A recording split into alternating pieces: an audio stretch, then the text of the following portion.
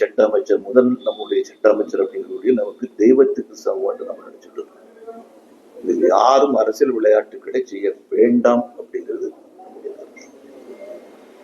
நேற்று நெல்லையில நீதிமன்றத்தில் கொலை நடந்தது, தமிழகம் ஃபுல்லா கொலை நடந்துட்டு சார். கொலையாளிக்கு தான் மரியாதை சொல்லி தெரிஞ்ச பிறகு என்னங்க, அது கோர்ட்டா இருந்தா இதுவா இருந்தா என்ன? இனி ஜட்ஜஸ்ல உள்ளால இருக்க முடியுமாங்கிறது மட்டும் பாருங்க. நீதிமன்றத்தில் அது எந்த நீதிமன்றமாக இருந்தாலும், உச்ச நீதிமன்றம் நமக்கு கிடையாது, உயர் நீதிமன்றமாக இருந்தாலும் தான், மற்ற நீதிமன்றங்களாக இருந்தாலும் அவங்க அங்க சேர்ல உட்கார முடியுமா அப்படிங்கிற நிலைமையை பற்றி நீங்க பேசுங்க. எவ்வளவு கேவலமாட்டு இருக்குது.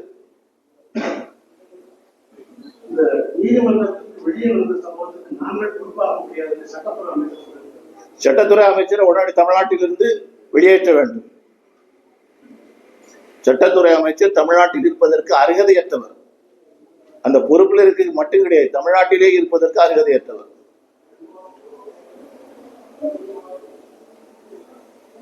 தமிழக அரசு என்ன செய்யணும்னு நினைக்கிறேன் சார்? இதே போல 1500 பேரை வச்சுட்டு நீங்க கொலையாளிகளுக்கு, பயங்கரவாதிகளுக்கு மரியாதை செலுத்துவது மூலம் நிறுத்துங்க.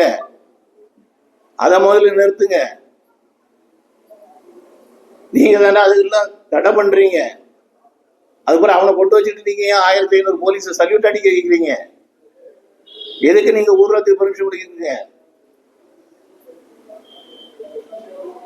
சாராயம் குடிச்சு செத்து போனவனுக்கு அஞ்சலி செலுத்து கூட இடுகாட்டுக்கு போக முடியாது, சுடுகாட்டுக்கு போக முடியாது. ஆனா இவருக்கு 5 கிலோமீட்டர் ஊர்வலம். கேவலமா இல்லையா? கன்னியாகுமரி மாவட்டத்தில் நீங்க ஊர்வலம் போக முடியுமாங்க? ஒண்ணும் வேண்டாம், பிரஸ் கிளப்ல இருந்து நீங்க ஒரு ஊர்வலம் கேளுங்க சார். பிரஸ் கிளப்ல இருந்து ஒரு ஊர்வலம் கேளுங்க. கன்னியாகுமரி மாவட்டத்தில் நீங்க ஊர்வலம் போங்க பாப்போம், அனுமதிப்பாங்களா? சொல்லுங்க சோதரி, எனக்கு தெரியல. பாஷாவுக்கு 5 கிலோமீட்டர் ஊர்வலம்.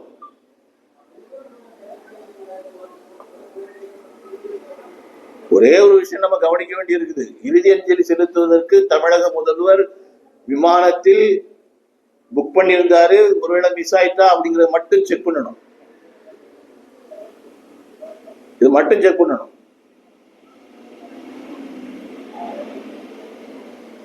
ஒரே நாடு ஒரே தேர்தல் ஒரே காவல்படையை கொண்டு வரலாம். எப்படிங்க? ஒரே நாடு ஒரே தேர்தல், ஒரே காவல். உங்களுடைய விருப்பம் தமிழ்நாட்டு காவல்படையை இந்தியா முழுக்க ஆகணும்னு நினைக்கிறீங்க. தமிழ்நாட்டில் வரக்கூடிய சட்டமன்ற தேர்தலில் 200 தொகுதிகளில் வெற்றி பெறுவோம் என்று சொன்னபோது 234க்கு மேல இருக்கும். எப்படியும் 234க்கு மேல இருக்கும். இந்த வரும் தேர்தலையும் தமிழகத்துல எப்பவுமே 2 முனை போட்டி தான் நிலவும் அப்படின்னு உறுதித்தனமா முதலமைச்சர் சொல்லியிருக்காரு. முழங்கி போன எத்தனை முனைகள் இருந்தாலும் பிரயோஜனம் கிடையாது. இருமுனை போட்டி இருந்தாங்க, இதோட முனை மழங்கி போயாச்சு. தேர்தல் அதை பிரதிபலிக்குமா? எப்படிங்க? தேர்தல் அதை எப்படி பிரதிபலிக்கணும்? ஒண்ணு புரிஞ்சுக்கிங்க, ஒரு துணை முதலமைச்சர் பேசுறாரு. துணை முதலமைச்சரா இருந்தாலும் முதலமைச்சரா இருந்தாலும் யாராக இருந்தாலும் எந்த அரசியல்வாதியாக இருந்தாலும் சரிதான், நான் இந்த மதத்தை சேர்ந்தவன் என்பதில் பெருமைப்படுகிறேன் பேசுறேன்னு சொன்னதுல உனக்கு அந்த அருகதை அன்னைக்கு முடிஞ்சு போச்சு. அந்த சேர்ல இருக்கக்கூடிய அருகதை அன்னைக்கு முடிஞ்சு போச்சு. எல்லாருக்கும் பொதுவான 8 கோடி மக்களுக்கு நான் முதலமைச்சர், 8 கோடி மக்களுக்கு நான் துணை முதலமைச்சர், 8 கோடி மக்களுக்கு நான் அமைச்சர், அந்த மாதிரி வரும். முதலமைச்சர் சொன்னார்ல, ஓட்டு போட்டவர்களுக்கும் போடாதவர்களுக்கும் நான் இருப்பேன் அப்படின்ட்டு, அதை மட்டும் சொல்லிட்டு போயிட்டே இருக்கட்டும். திரும்பவும் திராவிட அரசியல் பலிக்குமா அடுத்த தேர்தல்?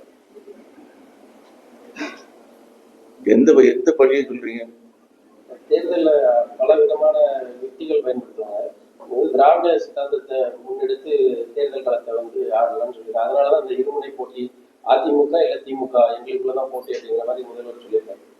எனக்கு ஒரு நேற்றைக்கு, அதாவது பாஷாவுக்கு நடந்த அரசு தரப்பிலான மரியாதை, 1500 காவல்துறையை வச்சு கொடுத்த மரியாதை, அது பிறகு உள்ள விஷயங்கள்லாம் பார்த்து நான் சொல்றேன். மேற்கு மாவட்டங்களில் திராவிட முன்னேற்ற கழகம் 0வாக மாறிவிட்டது. இது தமிழகத்தினுடைய பிற பகுதிகளிலும் எதிரொலிக்கும்.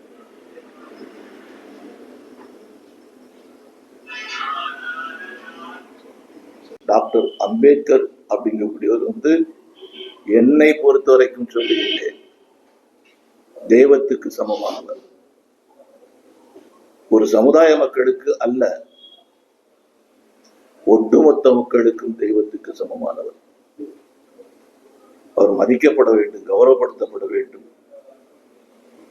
இதுல அரசியல் தயவு செய்து விளையாடாதுங்க. இந்த பிரித்தாளும் சூழ்ச்சியை தயவு செய்து செய்ய வேண்டாம்.